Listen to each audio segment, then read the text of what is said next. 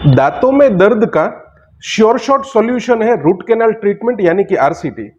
आज के वीडियो में हम समझेंगे कि रूट कैनाल ट्रीटमेंट क्या होता है, कौन से केसेस में आपके डेंटिस्ट उसको सजेस्ट करते हैं, उससे क्या फायदे होते हैं, जानेंगे आरसीटी का स्टेप बाय स्टेप प्रोसीजर और साथ ही में लोगों के मन में जुड़े जो कॉमन सवालात रहते हैं, जो कॉमन एफएक्यूज है रूट कैनाल के बारे में, उसका भी देंगे जवाब। मैं doctor Mitul Sojitra, MDS gold medalist. अगर आप ये चैनल में नए हैं तो हेल्थ और हैप्पीनेस से जुड़ी इंफॉर्मेशन घर बैठे पाने के लिए आप हमारा चैनल सब्सक्राइब कर सकते हैं। तो चलो करते हैं शुरुआत। अब बात करेंगे रूट कैनाल ट्रीटमेंट यानी कि आरसीटी को हम कौन से केसेस में सजेस्ट करते हैं। तो उसके लिए दांत के इंटरनल स्ट्रक्चर पे हम जल्दी से बात करते हैं। ये दांत का फर्स्ट लेयर है, जो व्हाइट वाला बाहरी हिस्सा है वो काफी हार्ड रहता है और हर चीज जो हम चबाते हैं उसका प्रेशर फर्स्ट इनेमल यानी कि फर्स्ट लेयर पर आता है। उसके बाद सेकेंड लेयर होता है जिसको हम डेंटिन बोलते हैं।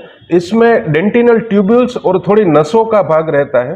तो कुछ भी सड़न है वो जब पहले लेयर तक होती है तब कोई भी पेशेंट को दर्द नहीं होता है, लेकिन जैसे जैसे सड़न थोड़ी गहरी जाती है तो धीरे धीरे करके झंझनाहट की प्रॉब्लम स्टार्ट होती है।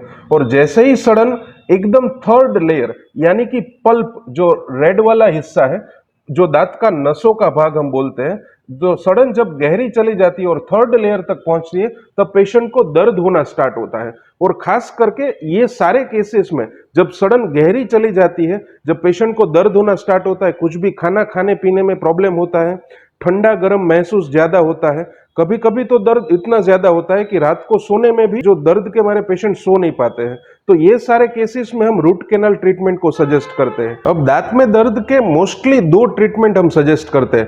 पहला है रूट कैनाल ट्रीटमेंट, जो दांतों को सेव करता है और दर्द भी मिटा देता है। तो उसका फायदा यह है कि रूट कैनाल ट्रीटमेंट के बाद अपना जो नेचुरल टीथ है वो सेव हो जाता है और दर्द भी मिट जाता है और पेशेंट अच्छे से खाना खा पीता है रूट कैनाल के बाद। जो दूसरा ट्रीटमेंट है उसको एक्सट्रैक्शन यानी कि दांत को निकलवाना बोलते हैं। तो आज के जमाने में जो दांत निकलवाने की प्रोसेस है, क्योंकि हमको टीथ को गंवाना पड़ता है तो लोग कम प्रेफर करते हैं। अब क्वेश्चन ये आता है कि क्या हर केस में जब दांतों में दर्द है तो हम रूट कैनाल कर सकते हैं? तो इसके लिए मैं दिखाना चाहूंगा ये पिक्चर को, जिसमें यहां दिख रहा है कि दांतों में बहुत ही इनिशियल स्टेज का सड़न है।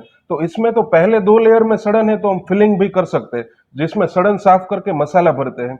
जैसे ही सड़न गहरी चली जाती है, ये और ये फोटो में आप देख सकते हैं, तो ये दोनों केस है आइडियल केस जिसमें हम रूट कैनाल ट्रीटमेंट करके दांत को सेव कर सकते हैं। लेकिन सब जब सड़न बहुत ज्यादा गहरी चली जाती है यानी कि दांतों की जड़ों तक पहुंच जाती है और कभी कभी जो ऊपरी हिस्सा है दांतों का वो खराब होने के बाद टूट के गिर जाता है, तो ये केसेस में हम रूट कैनाल ट्रीटमेंट नहीं कर सकते और दांत को निकलवाने की सलाह हमको देनी पड़ती है। अब जानते हैं आरसीटी का स्टेप बाय स्टेप प्रोसीजर। सबसे पहले फर्स्ट स्टेप में हम दांतों की सड़न को एक छोटी सी ड्रिल से छेद करके सारी सड़न को हम क्लीन करते हैं, जिसको बोलते हैं आरसीओ। अब जब बाद में दांतों में ये जड़े का पोर्शन स्टार्ट होता है, जब नस हमें दिखना स्टार्ट हो जाती है, हालांकि ये काफी बारीक होती है तो इतना इजी नहीं होता है उसको आइडेंटिफाई करना। उसके बाद हमारा दूसरा स्टेप स्टार्ट होता है जिसको हम बोलते हैं क्लीनिंग और शेपिंग।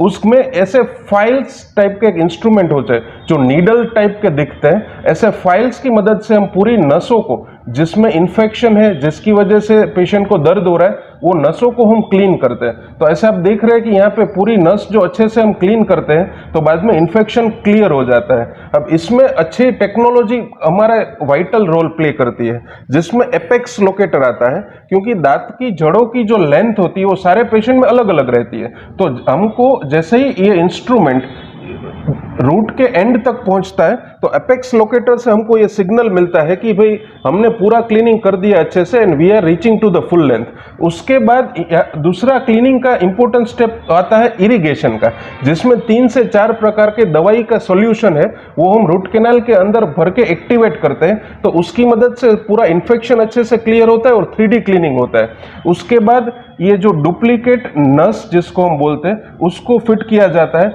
उसके ऊपर फिलिंग किया जाता है। और उसके बाद क्योंकि रूट कैनाल के बाद दांत का जो नस है वो क्लीन हो गया है तो उसको अंदर से न्यूट्रिशन मिलना बंद हो जाता है और वो फ्रैक्चर कर सकता है। तो वो ना हो इसके लिए दांत को स्ट्रेंथ देने के लिए हम उसके ऊपर कैपिंग लगा देते हैं।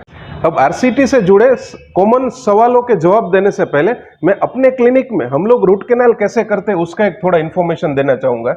हमारे पास ये फुली ऑटोमेटेड डिवाइस है जिसमें इनबिल्ट अपेक्स लोकेटर आता है, यानी कि हमारे डेंटिस्ट जब क्लीनिंग करते हैं तो ये जैसे ही इंस्ट्रूमेंट रूट एंड तक पहुंचता है तो उतना एक्सट्रीम प्रिसीजन है कि यहाँ जो ये ब्लू लाइट दिखती है वो ऑरेंज फ्लैश कर जाती है और वहां से इंस्ट्रूमेंट हमारा ऑटो रिवर्स होके ऑटोमेटिकली बाहर निकलना स्टार्ट करता है। तो इसकी मदद से हम ये जो डिवाइस यूज करते हैं तो पूरा प्रिसीजन और 100% एक्यूरेसी के साथ हमारे डेंटिस्ट रूट कैनाल को एग्जीक्यूट करते हैं ताकि पेशेंट को लंबे अरसे तक वो दांत पे खाना खाने पीने में परेशानी का सामना ना करना पड़े। अब coming to the common question, सबको ये लगता है कि भाई क्या रूट कैनाल प्रोसीजर के दौरान हमको पेन होता है? तो फ्रेंड्स, ये प्रोसीजर 100% पेनलेस है। ये प्रोसीजर के दौरान या तो बाद में पेन नहीं होता है। दूसरा एक क्वेश्चन आता है कि क्या सिंगल सिटिंग रूट कैनाल हमको प्रेफर करना चाहिए या तो मल्टीपल सिटिंग? तो फ्रेंड्स, यहाँ पे खास करके कौन सा दांत है और अपने केस के हिसाब से हम डिसाइड करते हैं। ये डिसीजन आप अपने डेंटिस्ट पे छोड़ दें। अगर इन्फेक्शन ज्यादा है तो हमको मल्टीपल ड्रेसिंग्स देना पड़ता है और multiple sitting root canal advice करना पड़ता है, और अगर इन्फेक्शन कम है और केस फेवरेबल है तो हम सिंगल सिटिंग में कंप्लीट कर सकते हैं। हालांकि दोनों का प्रोग्नोसिस बिल्कुल सेम है, उससे दांत की लाइफ के ऊपर उसका कोई डिफरेंस नहीं आता है। एक कॉमन क्वेश्चन ये आता है कि रूट कैनाल के बाद कैप कराना क्यों कंपलसरी है? तो फ्रेंड्स, यहाँ पे जैसे मैंने बताया कि अगर हम नसों को क्लीन करते हैं तो दांतों को अंदर से न्यूट्रिशन मिलना बंद होता है, तो आगे जाके कुछ भी ज्यादा लोड आता है चबाने के टाइम पे तो दांत फ्रैक्चर कर सकता है। ऐसा ना हो इसके लिए हम पहले से ही प्रोटेक्शन के तौर पे और दांत को ज्यादा स्ट्रेंथन करने के लिए हम कैप सजेस्ट करते हैं। एक क्वेश्चन आता है कि रूट कैनाल के बाद हम कितने साल तक ये दांत को सेव कर सकते हैं? तो इसका कोई फिक्स आंसर नहीं है, डिपेंडिंग ऑन कि कौन सा केस था, कितना सारा दांत का स्ट्रक्चर वीक हो गया था, टूट गया था रूट कैनाल से पहले, उसके ऊपर निर्भर करता है। और खास करके रूट कैनाल के बाद आप अपना ब्रश अच्छे से कैसे करते हैं और कैसे ओरल हाइजीन को मेंटेन करते हैं उसके ऊपर निर्भर करता है कि जो रीइंफेक्शन है वो कब होगा और कितने साल तक दांत मेंटेन होगा। ऑन एन एवरेज 8 से 10 साल तक अगर आप अच्छे से मेंटेन करते हैं तो दांत का लाइफ हम मान सकते हैं रूट कैनाल के बाद। अगर आपको वीडियो थोड़ा भी अच्छा लगा है तो लाइक करके हमारा उत्साह बढ़ाने का ना भूलिएगा। और यस, आपके दिमाग में अभी भी रूट कैनाल से जुड़े कुछ भी सवाल है तो खास करके कमेंट करके मुझे बताइए। हर एक कमेंट में अवश्य पढ़ता हूं और हम ट्राई करते हैं कि नेक्स्ट अपकमिंग वीडियोस में उसके हम जवाब दे सके। So thanks for watching.